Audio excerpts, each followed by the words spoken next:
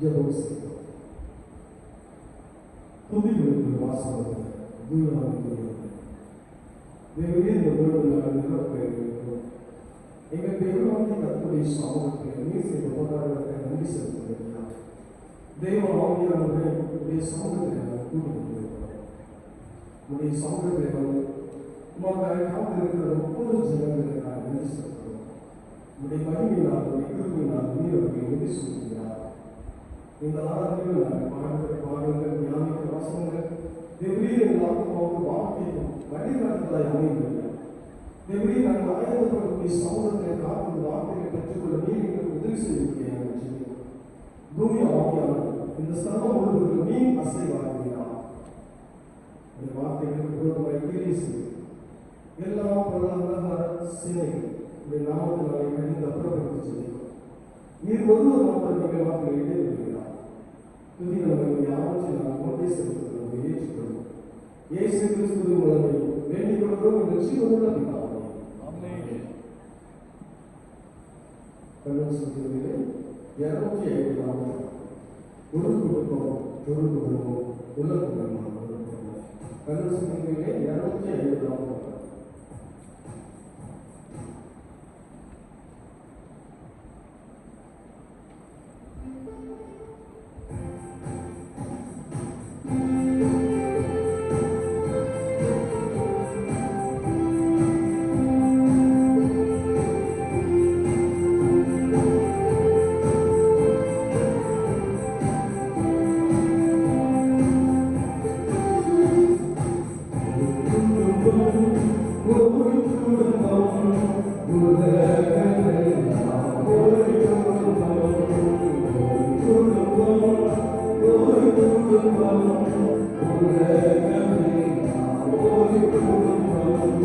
Yes,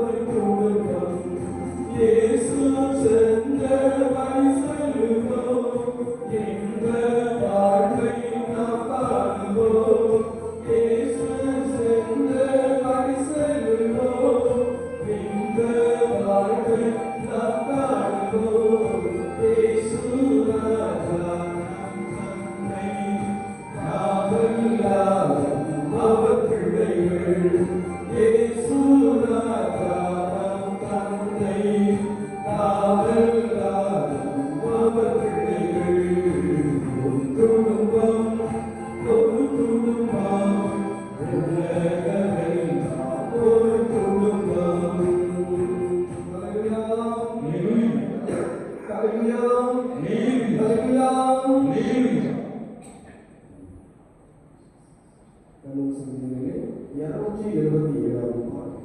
எந்த உள்ளம் புதுக்கவியாகி போகிறது இயேசுவை பாடுகிறது.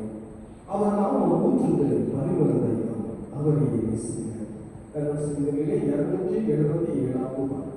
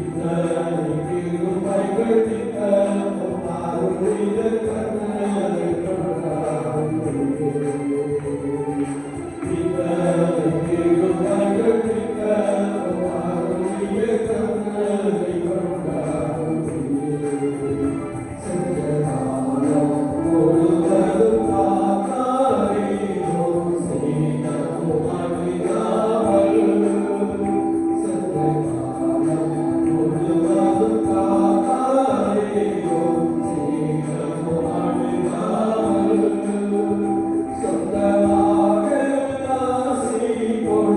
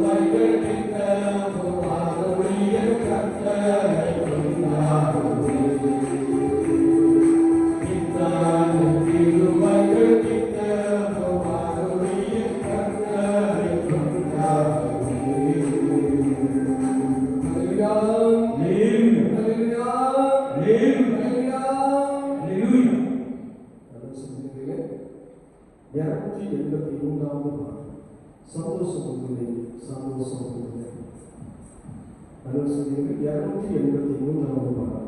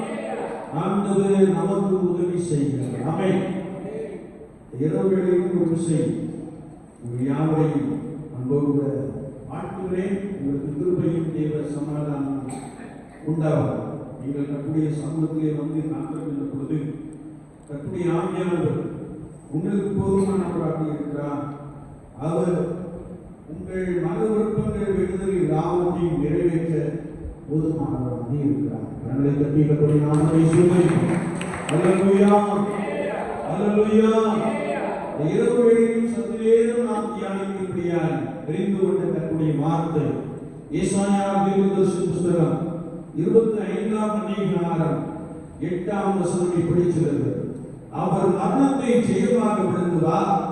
கர்த்தராகிய தேவன் எல்லா புகழ்களிலிருந்து கண்ணீரை துடைத்து தமது ஜனத்தின் நன்மையை பூமியில்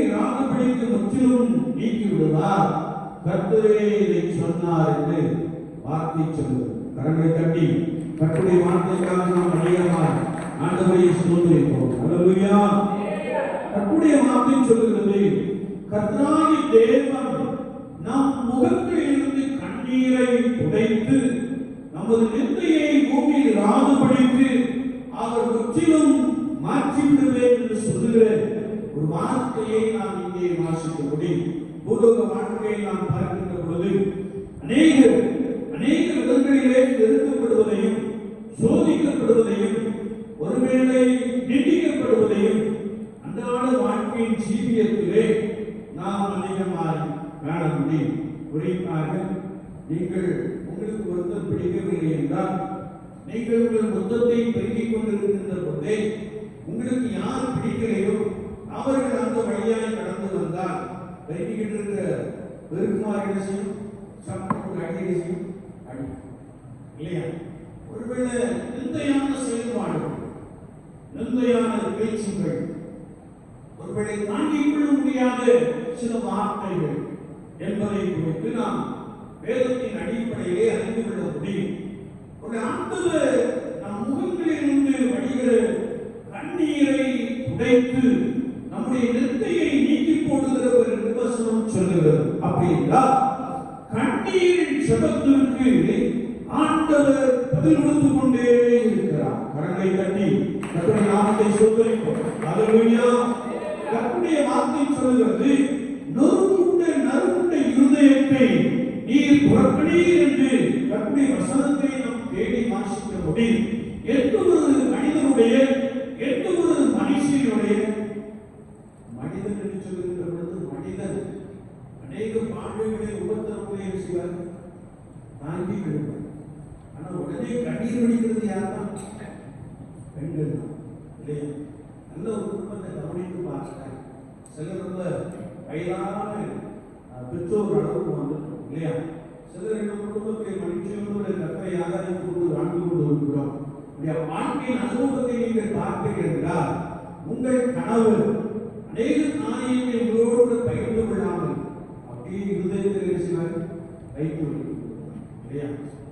ஈஸியா கண்ணீர் நினைச்சு மாட்டாங்க, அடிக்கவே மாட்டாங்க. ஆனால் கண்ணீர் குடிக்கிறது யாருதான்? பெண்கள் தான். அதில் சிலர் நீதி கண்ணீர் நினைச்சுட்டாங்களா, அடிச்சுவாங்க. இதுகளுக்கு தான் அழுகிற பழக்கம் சிலர் கழிச்சு சிறு பிராய குழந்தைகள் இருக்கும். ஆனால் இங்கே நாம் நம்முடைய வார்த்தையை வாசிக்கிறோம். ஒரு மனிதனுடைய வாழ்க்கையிலே, ஒரு மனுஷனுடைய வாழ்க்கையிலே நிந்தைகளும் நெருக்கங்களும் உபத்திரவங்களும் வருகின்ற பொழுது அவர்கள் இருதயம் நொறுங்குண்டு தேவனை நோக்கி கண்ணீரோடு ஜெபிக்கின்ற பொழுது கண்ணீரின் ஜெபத்திற்கு கர்த்தர் பதில் கொடுக்கிறார். கரங்களை தட்டி கர்த்தருடைய நாமத்தை ஸ்தோத்திரிப்போம். அல்லேலூயா. அல்லேலூயா. நாம் வேதத்தை வாசிக்கின்ற பொழுது அன்னாள் என்ற ஒரு ஸ்திரீ இருந்தாள் என்று வேதம் சொல்லுகிறது. அன்னாருடைய வாழ்க்கையிலே அவருடைய சகோதரி என்று நாம் வேதத்தின் அடிப்படையிலே எடுத்துக்கொள்ள முடியும். ஒருவேளை அவருடைய சகோதரிக்கு பிள்ளை இருப்பது, அன்னாளுக்கு பிள்ளை இல்லை என்பதை நாம் வேதத்தின் அடிப்படையிலே மிக தெளிவாய் அறிந்து கொள்ள முடியும். எனவே இந்த சகோதரி அன்னாளை நித்தமும் என்ன செய்தாரா? நிந்தித்தார். அன்னாளை குறித்து தேவையற்ற வார்த்தைகளை பேசிக்கொண்டே இருந்தாள். அன்னாள் விசாரப்படும்படியான வார்த்தைகளை சொல்லிக் கொண்டே இருந்தாள் என்பதை நாம் வேதத்திலே வாசித்து அறிய முடியும். ஒருவேளை நாமெல்லாம் விசுவாசம் கொடுப்பதா? நாமெல்லாம் கர்த்தராகிய இயேசு கிறிஸ்துவின் பிள்ளைகள். ஆமென். அல்லேலூயா. என்றாலும் சிலர் உங்கள் பக்கத்தில் இருந்து கொண்டு நின்றுக்கிட்டே இருக்காங்கன்னு வச்சுக்கோங்க. நீங்க என்ன நினைப்பீங்க? கொஞ்ச நாள் பதில் பேசி காப்பீங்க, ஆனாலும் அந்த நிந்தை என்ன செய்ய மாட்டாங்க, விடவே மாட்டாங்க. ஒரு நாள் என்ன செய்வீங்க? மனுஷியத்துல இல்லையா செயல்படும், இல்லையா? அப்படியே புரிஞ்சு போ அப்படின்னு செயல்படும். ஆனா விசுவாச வாழ்க்கையை நாம் பார்க்கின்ற பொழுது இந்த அன்னாள் பதில் என்ன செய்ய பேசவில்லை. வேதம் சொல்லுகிறது, அவளுக்குண்டான நிந்தையின் நிமித்தமாய், அவளுக்குண்டான வருத்தத்தின் நிமித்தமாய் அன்னாள்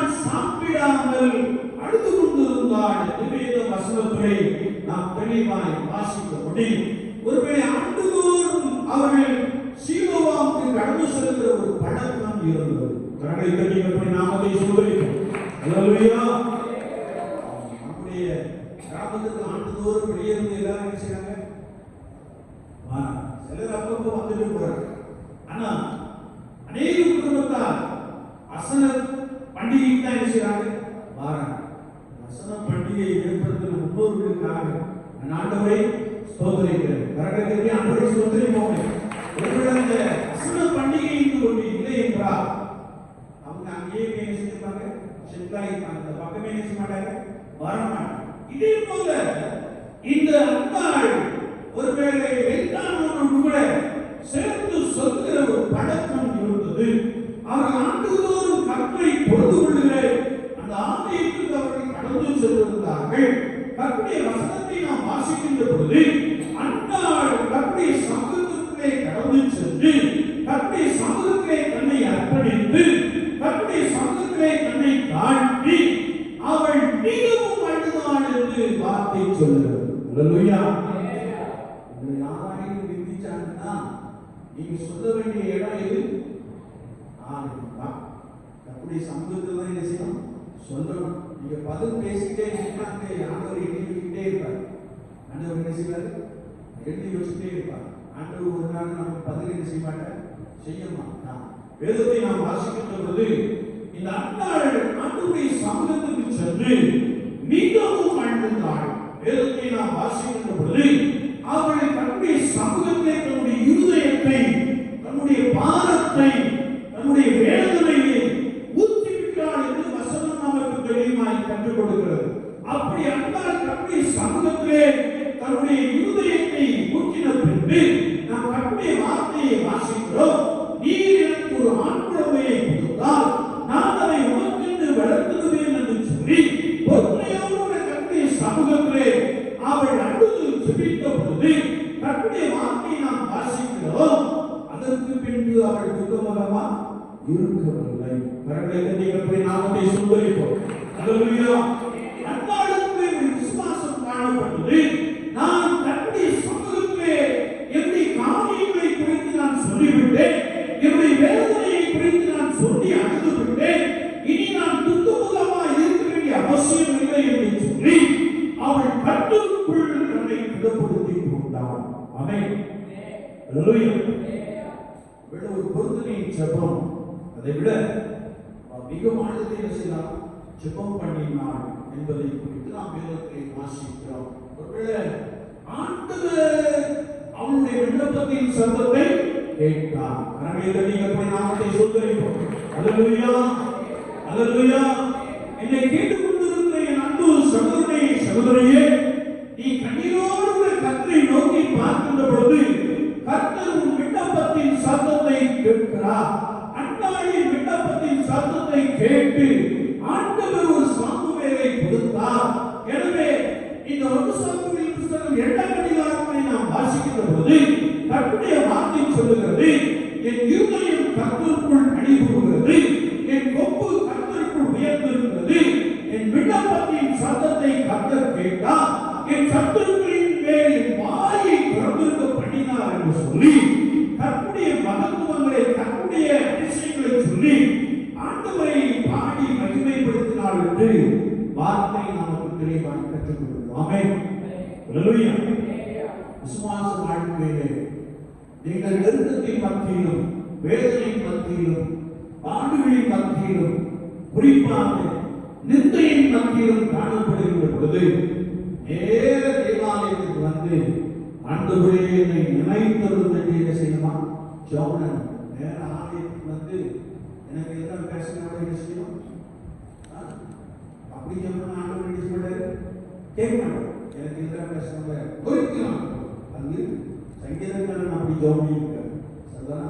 ஆனா விசுவாச வாழ்க்கையிலே நான் கர்த்தருடைய சமூகத்துக்குள்ளே கடந்து வந்து ஆண்டவரே என்னை நினைத்தருளும் என்று நாம் ஜெபிக்கின்ற பொழுது கண்ணீரோடு கர்த்தருடைய சமூகத்திலே என்னுடைய இருதயத்தை ஊற்றிருந்த பொழுது கர்த்தர் உங்களுடைய பலத்த அற்புதங்களை செய்கிறார்.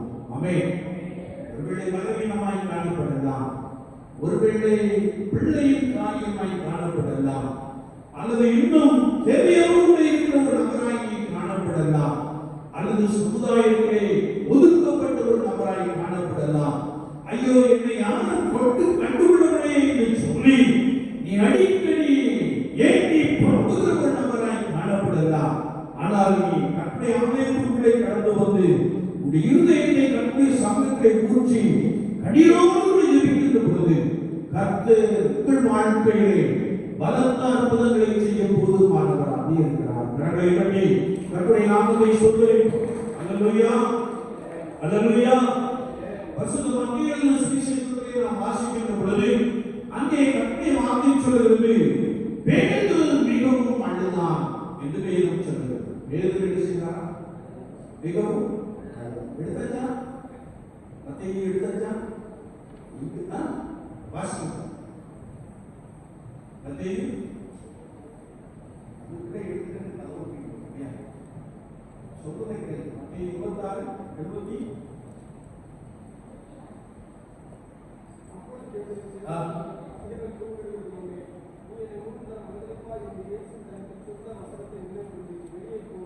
மரணம் கசந்தார். மத்தேயு 26:75 மத்தேயு 26:75 நம்ம மத்தேயு 1 அதிகாரத்தை திருப்பி வச்சுக்கிட்டு நாங்க எழுதிட்டோம் இல்லையா? மத்தேயு 26:75 இல்லையா? பேதுரு ஆண்டவர் சொன்ன வார்த்தை நினைத்து மனம் கசந்து அழுதான் என்று வசனத்திலே நாம் தெளிவாய் வாசிக்கிறோம். ஏனென்றால் பேதுரு ஆண்டவரை நோக்கி சொல்லும்போது, ஆண்டவரே நீர் இங்கே பண்ணாலும் நான் ஒவ்வொரு முறை என்ன செய்வேன்? வருவேன். நான் உமக்காக பலிக்கும் என்ன செய்வேன்? முடிவேன் என்று சொன்ன வார்த்தைகள் உண்டு. ஆனால் இயேசு கிறிஸ்து பாடுபடும்படியாய் சிலுவையை எடுத்துக்கொண்ட பொழுதோ சீசர்கள் அவரை விட்டு என்ன செய்தார்கள்? விலகினார்கள். இல்லையா? பேதுரு மட்டும் கொஞ்சம் தவறு என்ன செய்தான்? வைத்தே ஒரு பெரிய விசாரணை நடந்துச்சு. அந்த கூடத்தையும் பேதுரு என்ன செய்தானா? உட்கார்ந்து இருந்தான். ஆண்டவர் அவனை பார்த்து சொல்லி இருந்தார், சேவல் கூவுவதற்கு முன்னே நீ என்னை முந்துதரும் மறுதலிப்பாய் என்று சொல்லி இருந்தார். ஒருவேளை அவன் அந்த கூட்டத்தின் மத்தியில் இருந்தபோது ஒரு ஸ்திரீயானவள் பேதுருவை பார்த்து, நீயும் அவரோடு கூட இருந்தவன் அல்லவா என்று சொன்ன மாத்திரத்திலே பேதுரு என்ன செய்தார்? மறுதலித்து விட்டார். அம்மா அண்ணன் இல்லை, நீங்க அம்மா அண்ணன் இல்லையா? பேதுரு என்ன செய்தார்? மறுதலித்து விட்டார். இல்லையா? எனக்கு அவரை தெரியும் என்று சொல்லிவிட்டார். இன்னொரு விஷயம், பேதுருவை நோக்கி கேட்ட பொழுது அவரை எனக்கு தெரியவே தெரியாது. அது மாத்திரமல்ல, மூன்றாம் விஷயம் கேட்ட பொழுது அவன் சபிக்கவும் சத்தியம் பண்ணவும் தொடங்கினான் என்பதை நாம் வேதத்திலே வாசிக்க முடியும். ஒருவேளை இயேசு கிறிஸ்துவோடு இருந்த சீஷர்கள் அநேகர் உண்டு. ஆனால் இந்த பேதுரு கடைசி மட்டும் சென்றவன், இயேசு கிறிஸ்து செய்த பலவிதமான அற்புதங்களையும் அதிசயங்களையும் கண்டவன், இயேசு உலகத்தின் பாவத்தை சுமந்து தீர்க்கும்படியாய் சிலுவையை எடுத்துக் கொண்ட பொழுது, பாடுபட்ட பொழுது அவன் அவரை என்ன செய்தான்? மறுதலித்தான். எனக்கு யாருமே தெரியாது என்று சொன்னான். வேதத்தை நாம் வாசிக்கின்ற பொழுது மூன்றாம் திசையை சென்ற பொழுது சேவல் செஞ்சிட்டான் இல்லையா? நீங்க தான் கோழி குவிச்சுவீங்க, கோழி ஒன்றான் சேவல் தான் இல்லையா?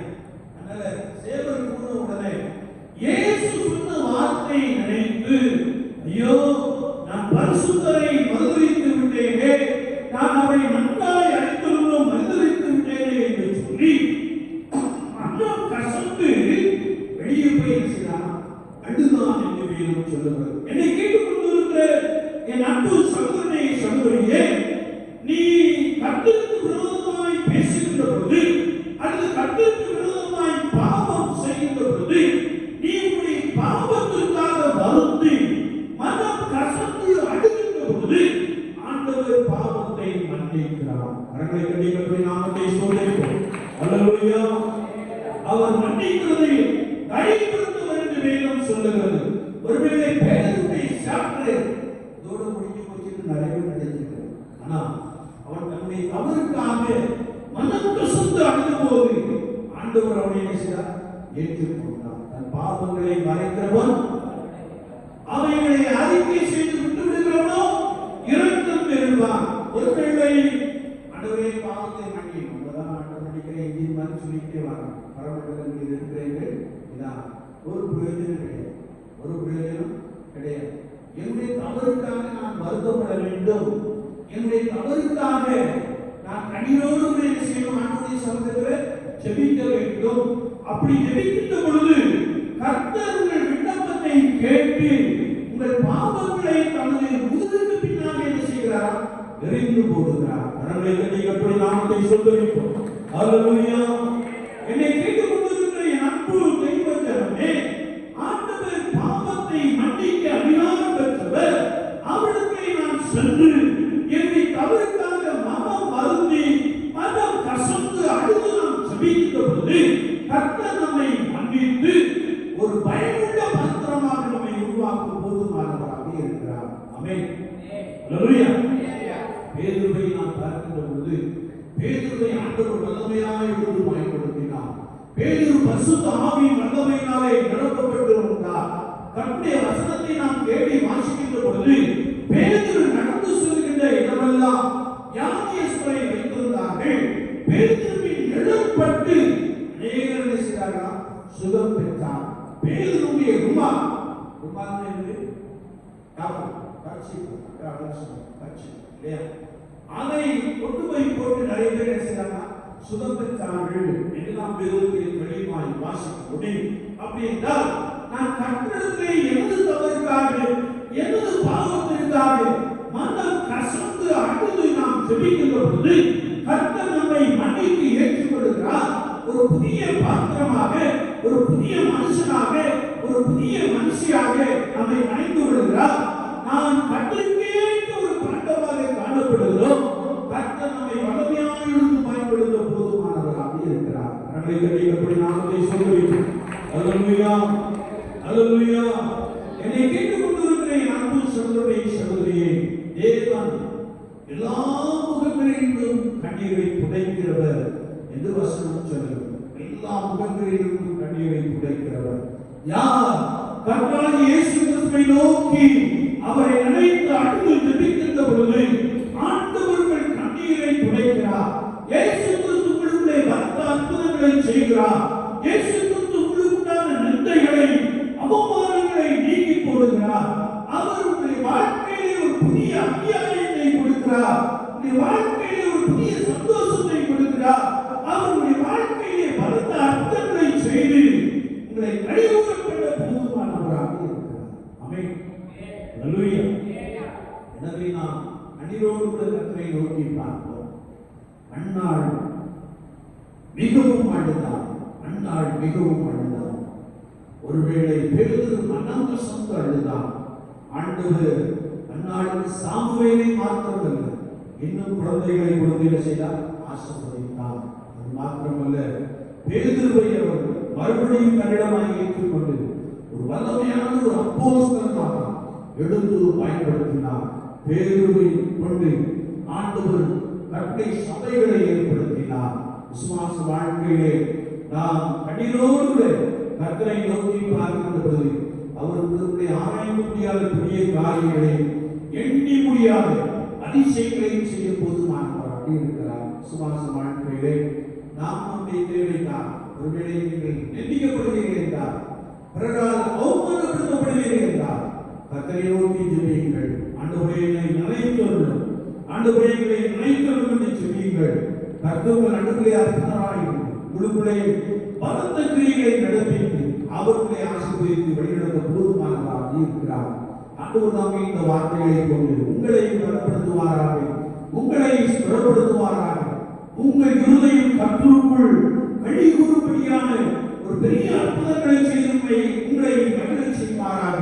இது மாத்திரமல்ல, உங்கள் நிந்தைகள், அவமானங்கள் எல்லாவற்றையும் அவர் நீக்கி போட்டு உங்களுடைய வாழ்க்கையிலே ஒரு பெரிய அதிசயங்களை செய்து உங்களை பலமாய் வழிநடத்துவாராக. ஆண்டவர் அப்படிப்பட்ட கிருபை நமக்குள்ளே நிறைவாய் கொடுப்பாராக. ஆமென். ஆமென்.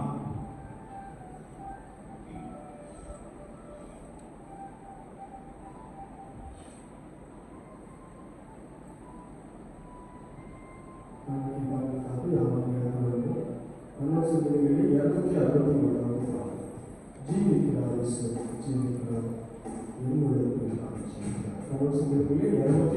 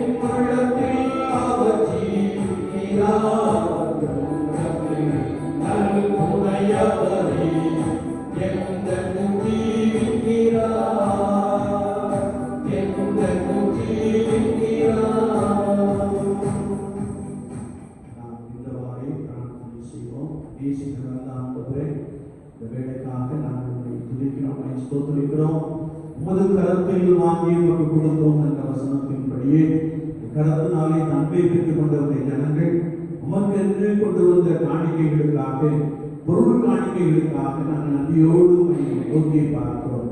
உற்சாகமாய் கொடுக்கிற இடத்தில் தேவன் பிரியமாக இருக்கிறார் என்ற வசனத்தின்படியே ஆண்டவரே உமக்கு உற்சாகமாய் கொடுக்கிற இந்த ஜனங்கள் மீது பிரியம் வைத்து ஆண்டவரே நூறுத்தனையான நன்மைகளினாலே நிறுத்தும்படியாக நாங்கள் வேண்டியது இருக்கிறோம். பிரசன்னம் எங்களை பலப்படுத்தட்டும். எங்களையே அர்ப்பணிக்கும் மூலமா நாங்கள் படைத்த காணிக்கைகளை ஆண்டவர் ஏற்றுக்கொள்வீராக.